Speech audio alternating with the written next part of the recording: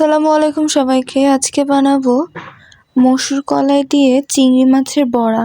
তো প্রথমে মসুরের কলাইটি বেটে নিয়েছি, এরপরে দিয়ে দেব চিংড়ি মাছ। চিংড়ি মাছগুলো বেটে নেব মিহিন করে, একটু যেন দানা দানা না থাকে। এরপর বেটে নেওয়ার পর এগুলো সবগুলো এক সাইডে রেখে দিয়ে এরপরে দিয়ে দেবো আদা বাটা, রসুন বাটা, জিরা বাটা, পেঁয়াজ কুচি, মরিচ কুচি, একটু হলুদের গুঁড়ো, পরিমাণ মতো লবণ, একটু ধনিয়ার গুঁড়া দিয়ে দেওয়ার পর সবগুলো উপকরণ হাতের সাহায্যে মেখে নেব। মেখে নেওয়ার পর বড়ার আকারে দিয়ে তেলে ভেজে নেব।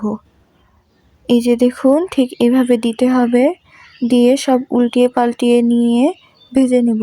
ভেজে নেওয়ার পর ওই একই বাটিতে দিয়ে দেব ধনিয়া পাতা কুচি। 2 রকমের বড়া করব। ধনিয়া পাতা কুচি দিয়ে ঠিক ওই একই রকমের